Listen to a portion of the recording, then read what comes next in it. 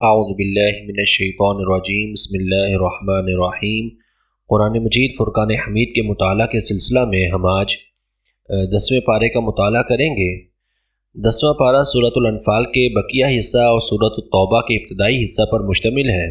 اس پارے میں اللہ تبارک و تعالیٰ نے جہاں ریاست مدینہ کا ذکر کیا کہ ریاست مدینہ کے قیام کے بعد بھی مسلمانوں پر امتحانات ختم نہیں ہوئے، کچھ مشکلات امتحانات آتے رہے۔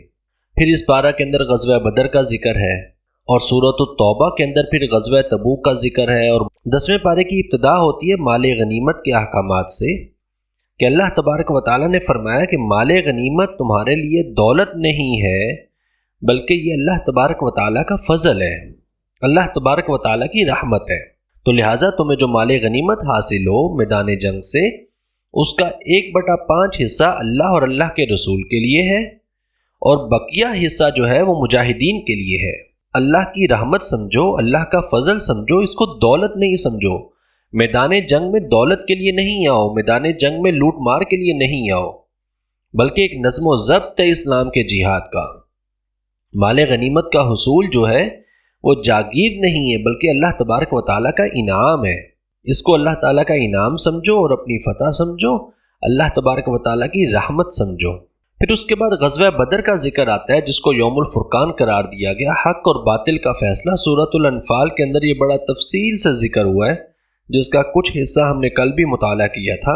غزوہ بدر کے اندر اللہ تبارک و تعالیٰ نے غیبی مدد عطا کی مسلمانوں کو۔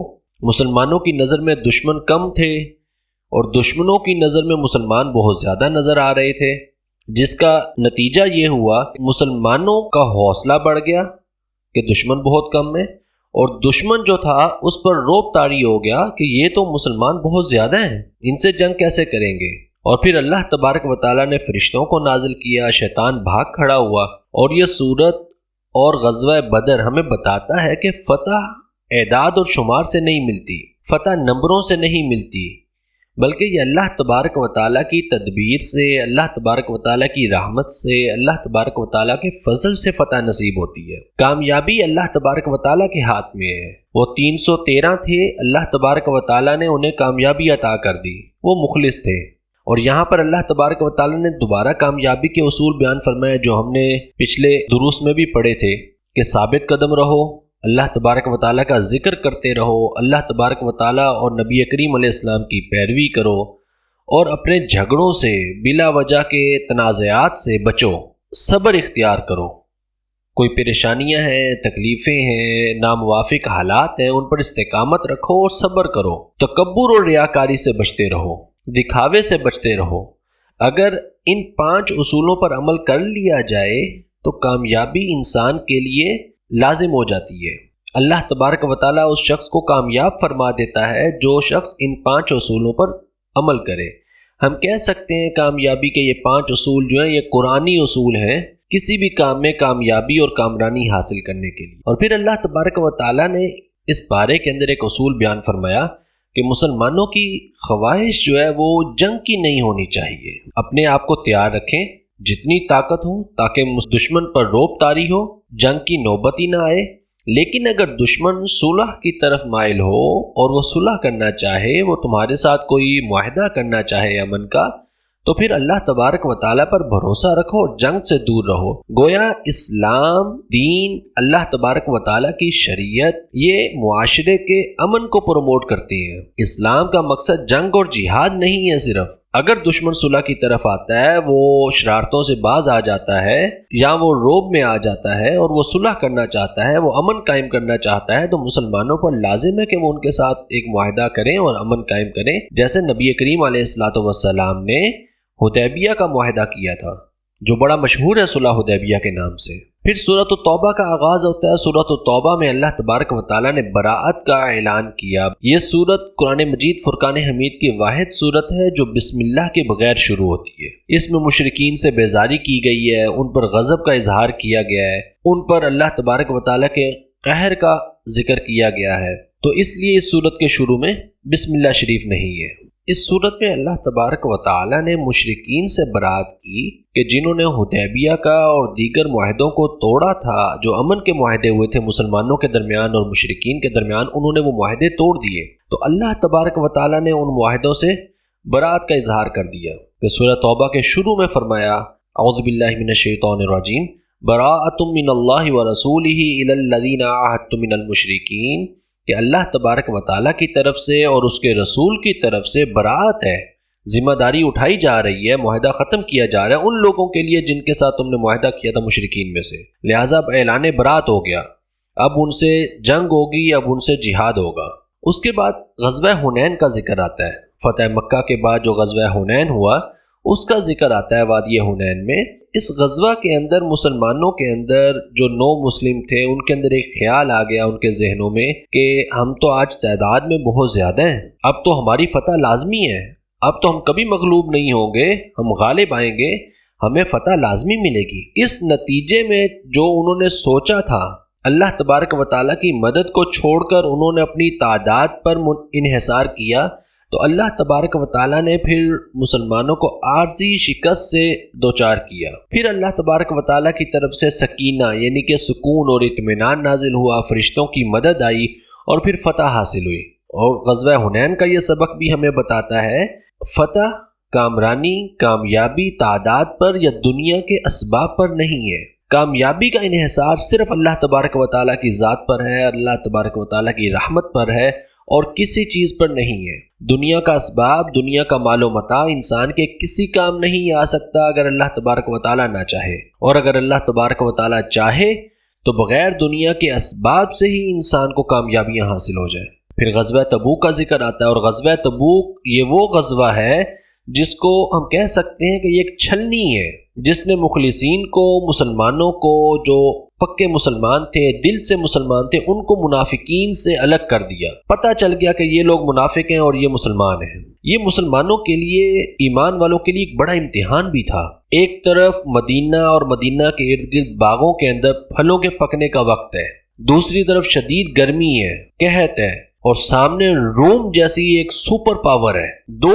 دو امتحان مسلمانوں کے سامنے کھڑے ہیں، گرمی بھی ہے، قحط بھی ہے، روم جیسی سپر پاور ہے سامنے، پتہ نہیں جائیں گے، واپس بھی آئیں گے کہ نہیں آئیں گے، لاکھوں کی فوج ہے سامنے، اور ایک طرف پھل بھی پک رہے ہیں۔ تو یہ وہ موقع تھا کہ جب منافقین کا پردہ چاک ہوا اور وہ بڑا کھل کے سامنے آئے، انہوں نے بہانے لگانے شروع کر دیے کہ گرمی بہت ہے، ہم نہیں جا سکتے، یہ تو انتہائی سخت گرمی ہے، ہم جو ہے وہ رومیوں سے ڈرتے ہیں، رومی جو ہے وہ ہم پر فتح حاصل کر لیں گے، ہمارے باغ خراب ہو جائیں گے۔ الٹی سیدھی قسمیں کھانی شروع کر دی انہوں نے الٹے سیدھے بہانے لگانے شروع کر دیے، انہوں نے الٹے سیدھے ہیلے دینے شروع کر دیے۔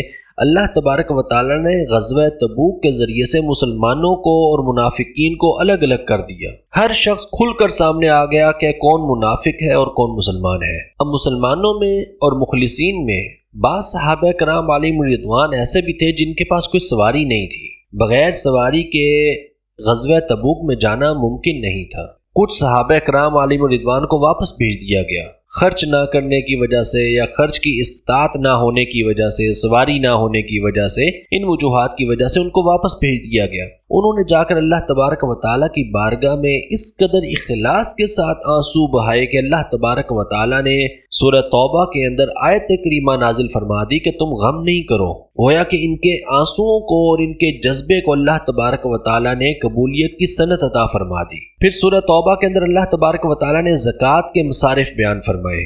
یہ بہت اہم ہے اسلام کے فلاحی نظام کے لیے۔ دین اسلام ایک فلاحی دین ہے۔ اللہ تبارک و تعالیٰ نے 8 مصرف بیان فرمائے۔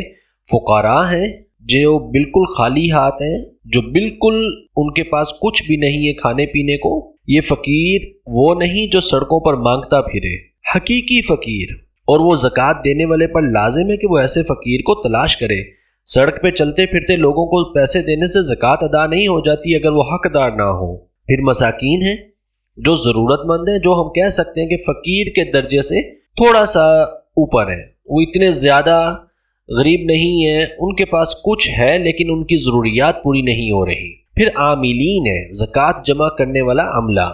یہ آج کل تو ممکن نہیں ہے، اسلامی ریاست ہو تو ریاست ذمہ داری لگائے گی کچھ لوگوں کی کہ وہ پورا سال گھومیں گے اور لوگوں سے زکوٰۃ اکٹھی کریں گے تو ان کو اس زکوٰۃ کے پیسوں سے کچھ تنخواہ دی جائے گی، کچھ پیسے دیے جائیں گے تاکہ وہ بھی اپنا روزگار، اپنا کھانا پینا، اپنے گھر کے معاملات چلا سکیں، تو وہ عاملین۔ پھر مؤلفۃ قلوب، نو مسلم جو ہیں، جو نئے مسلمان ہیں، ان کی دل جوئی کے لیے زکوٰۃ دے سکتے ہیں۔ اور پھر رقاب، غلامی سے آزادی کروانے کے لیے، کوئی غلام ہے اس کو آزاد کروانے کے لیے زکوٰۃ دینے کا حکم ہے۔ غارمین، جو قرض دار ہے، اگر کوئی شخص قرض دار ہے، اس کے پاس اس کے کندھوں پر قرض ہے اور اس کی انکم، اس کی آمدنی اس قابل نہیں ہے کہ وہ اپنا قرض اتار سکے، تو اس کو زکوٰۃ کے پیسے دیے جائیں گے۔ ابن السبیل، مسافر ہے کوئی شخص اور وہ مسافر ایسا کہ جس کے پاس دوران سفر اس کے پاس پیسوں کا، اس کی ضروریات کا ہر طرح کا ہیلہ ختم ہو جائے، اپنے گھر میں چاہے وہ پیسوں کا مالک ہو، دولت کا مالک ہو، لیکن اس وقت وہ جس کنڈیشن میں ہے وہ ایسی کنڈیشن میں ہے کہ اس کے پاس کوئی ہیلہ نہیں ہے اپنے اخراجات پورے کرنے کا، تو ایسے مسافر کو زکوٰۃ دینا جائز ہے۔ پھر فی سبیل اللہ، اللہ تبارک و تعالیٰ کے راستے میں جہاد کی غرض سے مجاہدین کو زکوٰۃ دینا یہ جائز ہے، اس کا اللہ تبارک و تعالیٰ نے حکم دیا۔ تو یہ 8 مصرف بیان کیے گئے ہیں اسلام میں، قرآن مجید فرقان حمید میں زکوٰۃ کے۔ ہمیں کوشش کرنی چاہیے کہ انہی 8 مصارف کو ہی زکوٰۃ دیں۔ سب سے پہلے اپنے ارد گرد لوگوں کو دیکھیں، بہن بھائی ہیں، رشتہ دار ہیں، بہن بھائیوں میں سے یا رشتہ داروں میں سے کسی کو زکوٰۃ دینا زیادہ اجر ہے، اس میں صلہ رحمی بھی ہے اور زکوٰۃ کی ادائیگی بھی ہے۔ دوسرے محلے میں جا کر زکوٰۃ دینے سے بہتر ہے اپنے قریب زکوٰۃ دیں، اور کسی ایسی جگہ زکوٰۃ دینا، خیراتی اداروں میں زکوٰۃ دینا جہاں میں زکوٰۃ کا ہیلہ کیا جاتا ہے، اس سے بہتر ہے ڈائریکٹ زکوٰۃ دیں۔ جو فقراء ہیں اور مساکین ہیں، جن کو قرآن نے ضرورت مند بنایا، ان کو زکوٰۃ دینا بہترین عمل ہے، اور زکوٰۃ کا بہترین اور قرآنی مصرف ہے کہ انہی کو زکوٰۃ دی جائے تاکہ اسلام کے مطابق ایک فلاحی نظام اور ایک فلاحی معاشرہ تشکیل پا سکے۔ پھر اللہ تبارک و تعالیٰ نے سورۃ توبہ کے اندر عقائد کی اصلاح فرمائی۔ اہل کتاب کی کچھ غلط فہمیاں جو تھیں، جیسے یہودی جو تھے وہ حضرت سیدنا عزیر علیہ السلام کو اللہ تعالیٰ کا بیٹا کہتے تھے، اور نصارہ یعنی عیسائی، وہ سیدنا عیسیٰ علیہ السلام کو اللہ کا بیٹا کہتے ہیں۔ تو اللہ تبارک و تعالیٰ نے ان کے ان باطل دعووں کا رد فرمایا کہ کوئی اللہ کی اولاد نہیں ہے، کوئی اللہ کا خاندان نہیں ہے، اللہ کی فیملی نہیں ہے، وہ پاک ہے ان چیزوں سے۔ اللہ تبارک و تعالیٰ ہر طرح کے ہمہ قسم شرک سے پاک ہے، وہ اپنی ذات میں، اپنی صفات میں، اپنے کمالات میں، اپنے اوصاف میں، اپنے اسماء میں، ہر طرح سے وہ یکتا ہے اور وہ تنہا ہے۔ اگر ہم 10ویں پارے کا خلاصہ دیکھیں تو اللہ تبارک و تعالیٰ نے 10ویں پارہ میں ایک نظریاتی جماعت کی تشکیل فرمائی ہے، کامیابی کے اصول بیان فرمائے ہیں۔ سب سے پہلے ہمیں توکل کا سبق ملتا ہے۔ غزوہ بدر میں، غزوہ حنین میں دنیاوی مال و اسباب پر توکل نہیں کرو، بلکہ توکل کرو تو صرف اللہ تبارک و تعالیٰ کی ذات پر، بھروسہ کرو تو صرف اللہ تعالیٰ کی ذات پر۔ دنیا کا مال و اسباب، مال و متاع تمہارے کسی کام نہیں آئے گا اگر اللہ تبارک و تعالیٰ نہ چاہے۔ پھر ہمیں اس میں حکم ملتا ہے اخلاص کا، مخلص ہونے کا۔ جو حکم اللہ اور اللہ کے رسول کی طرف سے آ گیا اس پر اخلاص کے ساتھ عمل کرو۔ یہ غزوہ تبوک سے ہمیں یہ سبق ملتا ہے۔ منافقین بھاگ کھڑے ہوئے کیونکہ ان کا دل مخلص نہیں تھا، دل میں نفاق تھا، منافق تھے، اور جو اخلاص والے تھے انہوں نے نبی کریم علیہ الصلوۃ والسلام کی آواز پر، آپ کے اعلان پر لبیک کہا اور چل پڑے۔ پھر اس پارے سے ہمیں سبق ملتا ہے اثار اور قربانی کا، زکوٰۃ کا، جہاد کا، کہ مال اور جان کی قربانی صرف اللہ تبارک و تعالیٰ کے لیے ہے۔ اللہ تبارک و تعالیٰ نے مال دیا ہے، اللہ تبارک و تعالیٰ کے راستے میں خرچ بھی کرنا چاہیے۔ اللہ تعالیٰ سے دعا ہے کہ اللہ تبارک و تعالیٰ ہمیں عمل کرنے کی توفیق عطا فرمائے۔ آمین۔ والسلام علیکم ورحمۃ اللہ وبرکاتہ۔